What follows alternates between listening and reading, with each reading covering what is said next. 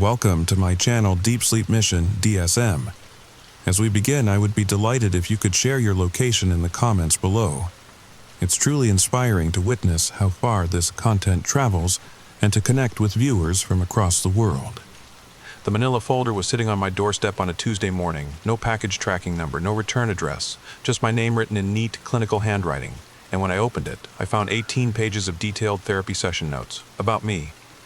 From a therapist I've never met in my entire life. The story begins let me paint you the scene. I'm living in a modest 2-bedroom apartment in Portland, Oregon. Nothing fancy, just me, my rescue dog Murphy. And the kind of quiet routine that most people either find comforting or absolutely maddening. I was the comforting type, or at least I thought I was. That Tuesday morning started like any other. I shuffled out to grab my Amazon package from the porch, except there was no Amazon box. Just that folder. Cream-colored, weathered at the edges like it had been handled a lot, like someone had opened it repeatedly over months or years. My first thought was administrative error, wrong address, wrong person, but the handwriting on the tab said my name, Margaret Ellen Westbrook. Not Margaret, not Ellen, not Westbrook alone. All three, the way my mother used to say my full name when I was in trouble as a kid. The door was still open behind me. Murphy stood in the doorway, his tail making lazy circles in the air. He's a good judge of energy, dogs always are. And he wasn't wagging anymore. He was watching me, studying me almost, like he already knew what I was about to discover. I went inside, shut the door, sat on my worn living room couch, the one I got from Facebook Marketplace for $40, and I opened the folder. The first page had a date. July 14th. A Tuesday, exactly 1 year ago. Before I even registered what I was reading, my hands started trembling. These were session notes, clinical, detailed, written in the format I recognized from my own therapy sessions with Dr. Patterson downtown. But Dr. Patterson hadn't written these.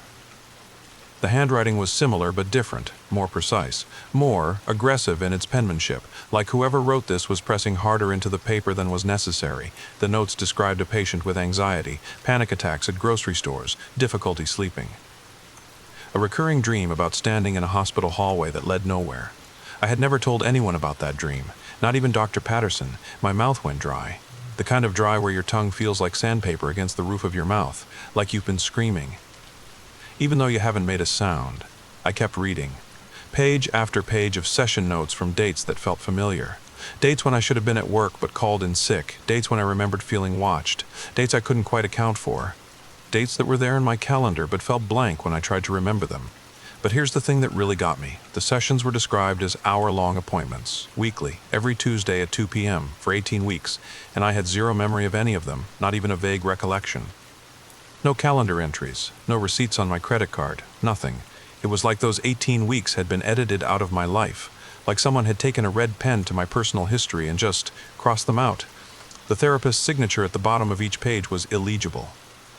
Just a scrawl that could have been anything. Dr. S. Harlow, the letterhead said, but when I Googled that name later that morning, nothing came up, no practice, no website, no reviews, no existence at all. I tried variations, Dr. Sarah Harlow, Dr. Stephen Harlow, Dr. S.H., no results. It was like this person had written themselves into my life, but not into the world. I called Dr. Patterson, my actual therapist, the woman I'd been seeing for 2 years at her office downtown. The one who wore those oversized glasses and always had tea brewing in the corner of her office. Margaret, I pulled your file. Our sessions were on Thursdays. You never missed one, and you definitely weren't seeing anyone else. She said it like she was reading from a script, or like she'd already thought about this before I called, which was worse, much worse, much worse. It meant I wasn't the first person to call her about something like this. Do you know anyone named Dr. S. Harlow? I asked. There was a pause. The kind of pause that means the person on the other end is choosing their words very carefully, weighing them, testing them before they let them out into the world. No, she said, I don't. Where are you right now? I told her I was home. She asked if I could come to her office that afternoon, not as a regular appointment, but to talk about something specific. She wouldn't say what over the phone. The way she asked. It was like she was confirming something she already suspected, like she'd been waiting for this call. And I was just the latest person to make it.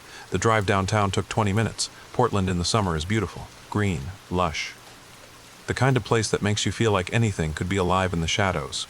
Anything could be watching from behind the trees that line the highways, from inside the coffee shops you pass, from the windows of the houses you drive by. I kept the folder on my passenger seat, every red light.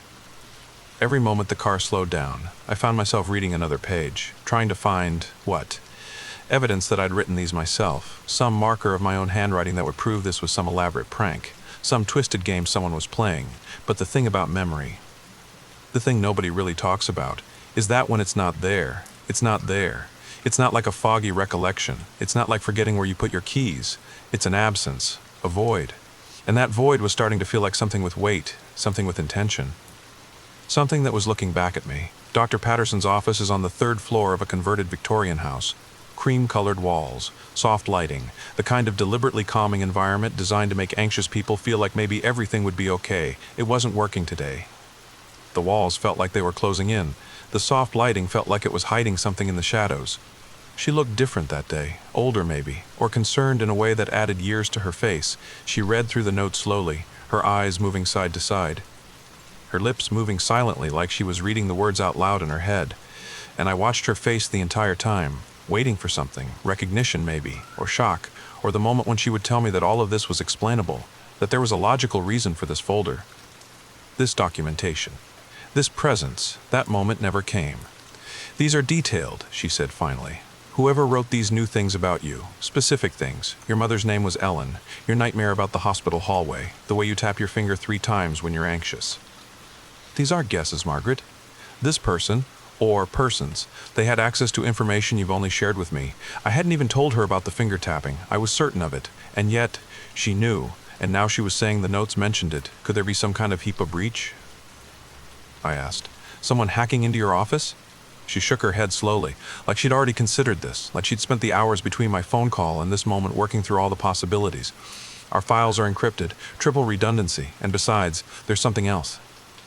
There's something else." She turned one of the pages toward me, her finger pointing to a specific entry.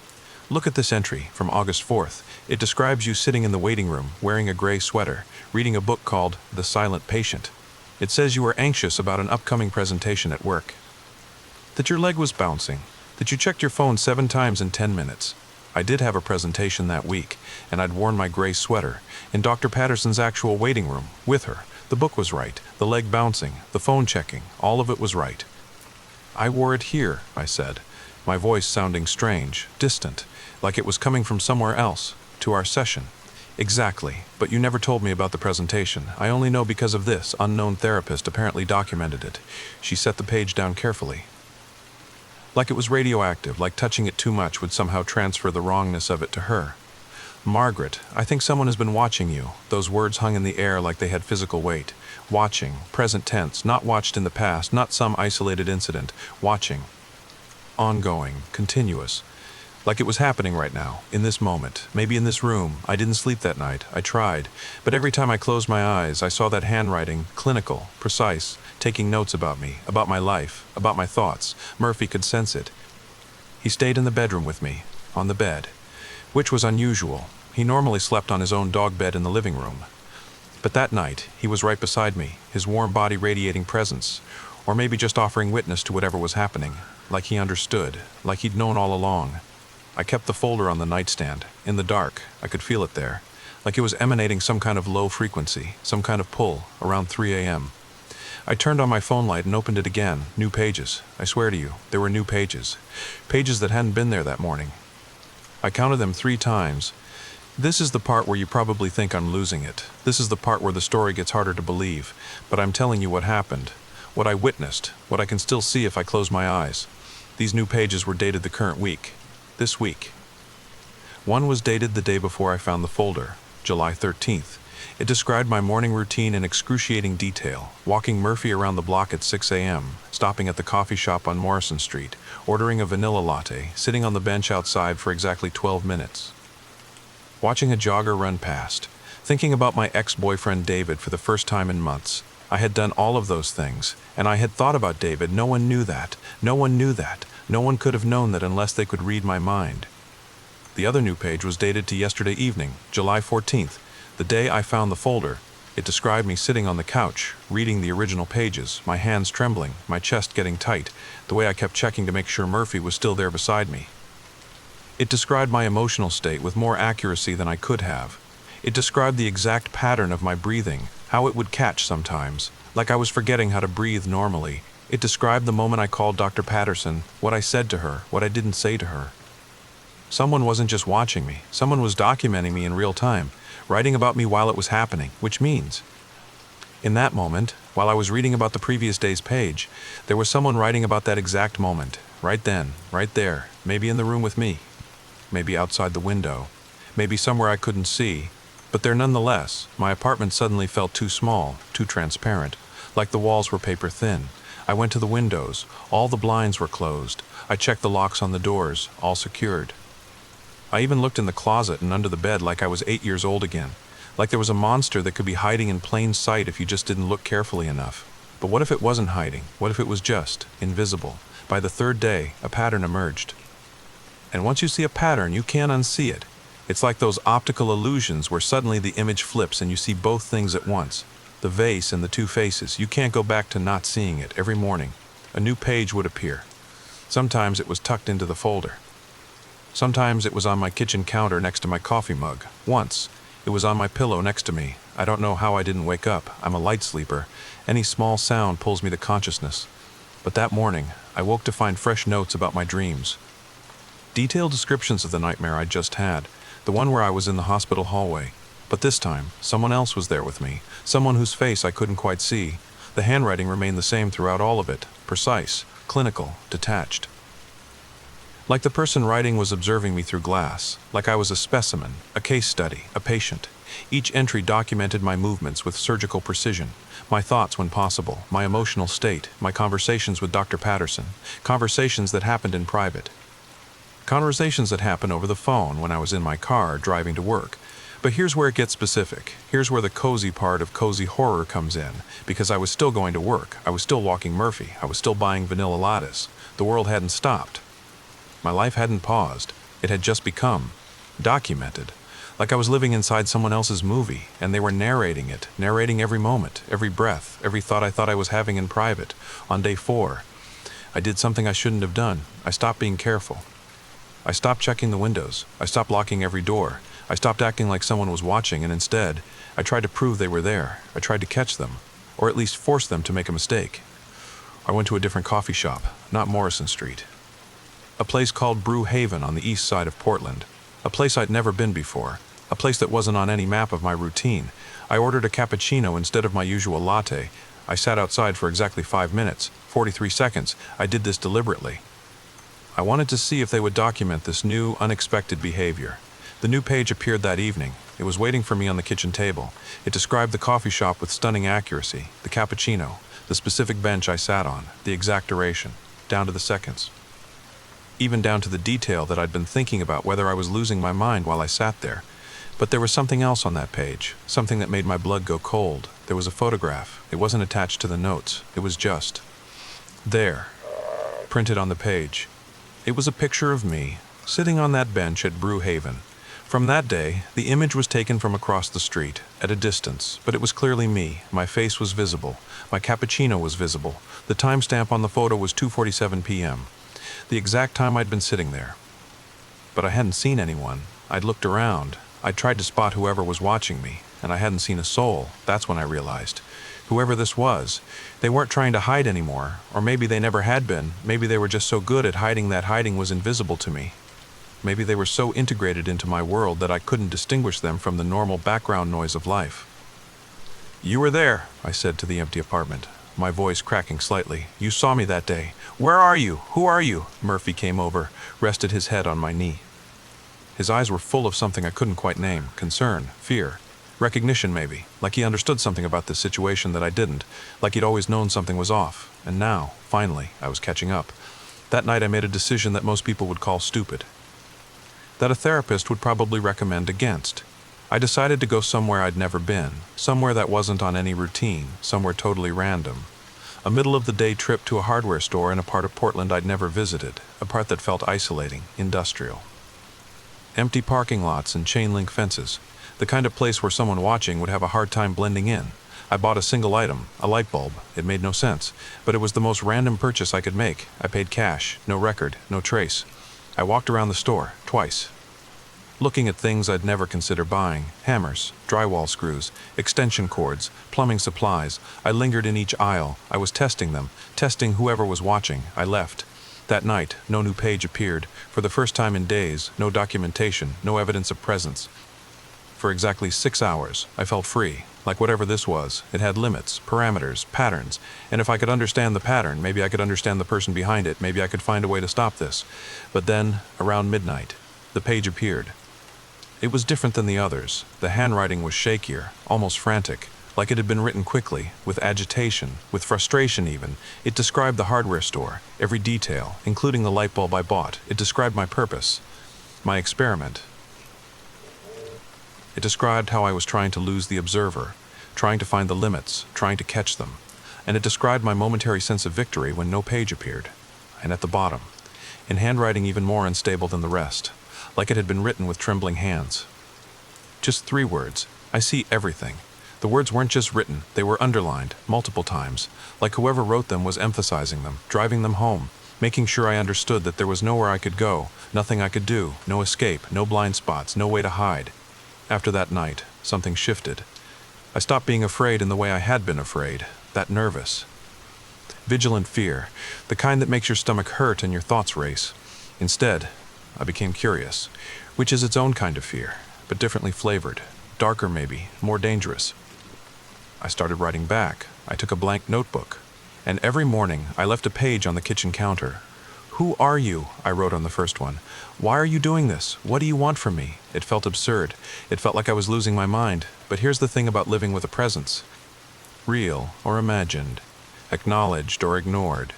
You start to have a relationship with it. You start to treat it like a conversation partner, even if only you can hear both sides of the dialogue.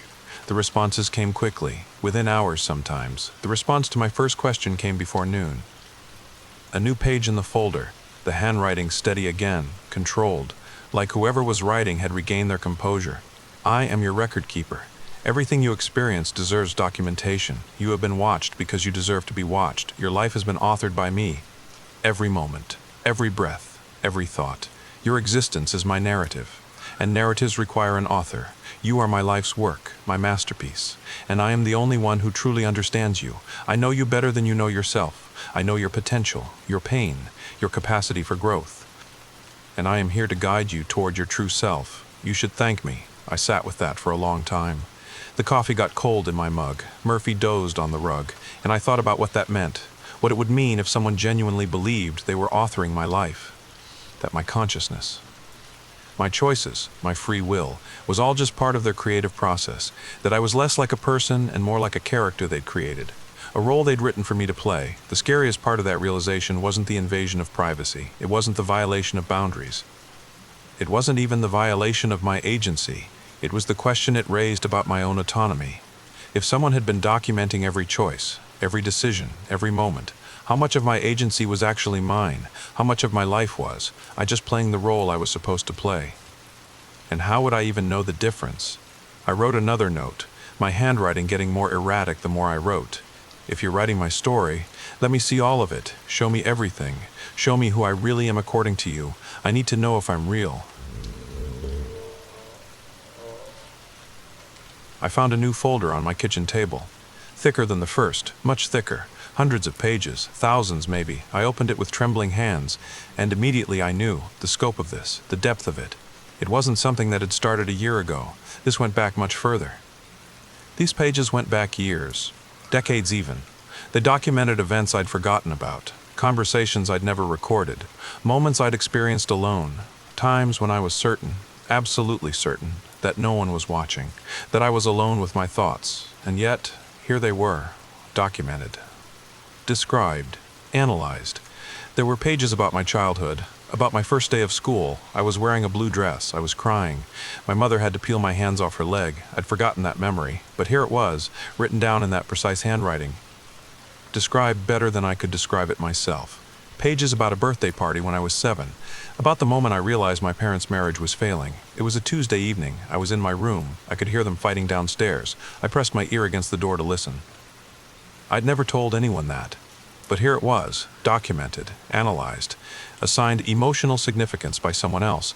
There were pages about my teenage years, about the boy I loved in high school, James Matthews. I had a crush on him for 3 years and never told a soul. He graduated before I even worked up the courage to talk to him. I'd moved on years ago. But here, In these notes was every conversation I'd never had with him, every fantasy, every imagined future, written down, documented, like they were real events that had actually happened. There were pages about my college years, about the night I almost did something I regret, something I was ashamed of, something I'd buried so deep in my mind that I barely acknowledged it to myself, but it was here, written down, analyzed, turned into a learning moment. A growth opportunity in my author's eyes, all of it documented, all of it recorded, all of it written in clinical language, like my entire life was a case file, a study, an experiment, and the most recent pages, the ones written after my experiment at the hardware store. They went beyond observation. They started predicting my behavior, not as guesses, but as certainty, like whoever was writing had studied me so completely, so thoroughly, that they could predict my actions before I even knew I was going to take them. Margaret will spend tomorrow alone. She will attempt to contact me through her written notes. She will feel a mixture of fear and relief when I respond. She will begin to understand the nature of our relationship. She will begin to accept it. She is learning, growing, becoming aware. By day 7, she will have stopped fighting. She will have accepted that her life is my narrative, and narratives require authorship. By day 10, she will begin to see me, not physically, but spiritually. She will recognize that I am not her captor, I am her creator. We will be reunited soon, when she is finally ready. I have waited so long for this, for her to understand. And I did, all of those things, every prediction, every speculation about my future behavior was accurate, which meant that whoever was writing this wasn't just documenting my past, they were controlling my future. Or at least predicting it so accurately that it felt like the same thing, which raised an even more terrifying question. Did I have free will, or was I just a character following a script, becoming increasingly aware that the script existed, but helpless to deviate from it? I closed the folder. My heart was racing, not because I was afraid anymore, but because I understood, on some level. I wasn't sure where the observation ended and where I began, what choices were mine, what choices had been authored for me. What was free will, and what was just me following a script that someone else had written for me years ago. That night, I didn't write another note, and for 3 days, no new pages appeared, no new documentation. The silence was louder than anything else had been. It was the sound of a story pausing, waiting, holding its breath, like my author was waiting to see what I would do, like this was a test, the final test, the moment where I would either accept my reality or rebel against it. On the 4th day, a final package appeared on my kitchen table. It wasn't the usual folder. It was a small box, wrapped carefully, professionally even. My name was written on top in that same handwriting. Margaret Ellen Westbrook, the character who became real. Inside, I found a leather-bound journal, blank pages, all of them, and a letter. Written on actual stationery. Not just pages torn from a notebook. The stationery had a watermark. Expensive, deliberate. The letter read, "You now have a choice, one final choice. One final choice, the only choice that was ever yours to make. Inside this journal, I have prepared the final pages of your story." The ending. There are 2 possible endings, and you must choose which one becomes real. The rest of your life, every moment that comes after, will depend on this choice. But I can tell you this, both endings are possible, both are true, and both are authored. The only difference is which author you choose to believe. You can accept me. Accept that your life has been guided by an outside force, that your choices have been observed and predicted, and find peace in that knowledge. Or you can reject me. You can assert your autonomy. You can try to write your own ending, and face the uncertainty of a life written by no one but yourself, the burden of absolute free will. Which ending do you choose, Margaret? The one I have written, or the one you will write? I held the journal in my hands for a very long time. Murphy was watching me again, that same expression in his eyes, that same mixture of concern and understanding, like he'd always known something I was only now learning, like he'd been waiting for this moment, waiting for me to choose. I opened the journal. The first page had 2 paragraphs. 2 possible endings to my life. 2 possible futures. 2 possible truths about who I was and why I was here. In the first ending, I had been the subject of an elaborate psychological study, a long-term experiment conducted by a mysterious therapist named Dr. S. Harlow. The documentation was real. The observation was real, but the purpose was to help me, to understand myself better, to guide me toward becoming the best version of myself. All the predictions, all the documentation, all the surveillance, it was for my own good, to protect me, to help me grow. In this ending, Dr. Harlow was a guardian angel, a force of good. And I would learn to be grateful, to accept the guidance, to let someone else author my life because it was better than the mess I would make of it myself. In the second ending, I was not a person at all. I was a fictional character. A creation in someone else's story. My memories weren't real. My choices weren't real. My life wasn't real. Everything I thought I knew about myself was just narrative, just prose written by someone else for their own purposes. In this ending, I would reject the journal. I would walk away. I would try to write my own story, knowing that I could never be sure if I was actually free or just playing out a predetermined narrative. I would live in uncertainty, in fear, in the knowledge that somewhere, someone might still be taking notes about me, might still be predicting my choices, might still believe they are authoring my life. I couldn't read past those 2 paragraphs. My eyes wouldn't focus on the rest of the text, because I understood, on some level, that reading the rest of the story, making this final choice, would determine something fundamental about my reality. It would determine not just my future, but the nature of my present and my past. Murphy whimpered, a small sound, barely audible, but enough to pull me back from the edge, enough to make me put the journal down. And here's where I'm asking you. Here's where I need your help. What would you do? Would you read the rest of the story and choose one of the endings, accepting whatever reality that implies? Or would you refuse? Would you put the journal down and walk away, choosing not to know, choosing to live in the uncertainty because I haven't read past those first 2 paragraphs yet? And I'm not sure I ever will. I'm sitting here, in my apartment in Portland, with the journal on the table in front of me, Murphy's head on my knee, and the biggest question of my life hanging in the air between me and whatever comes next.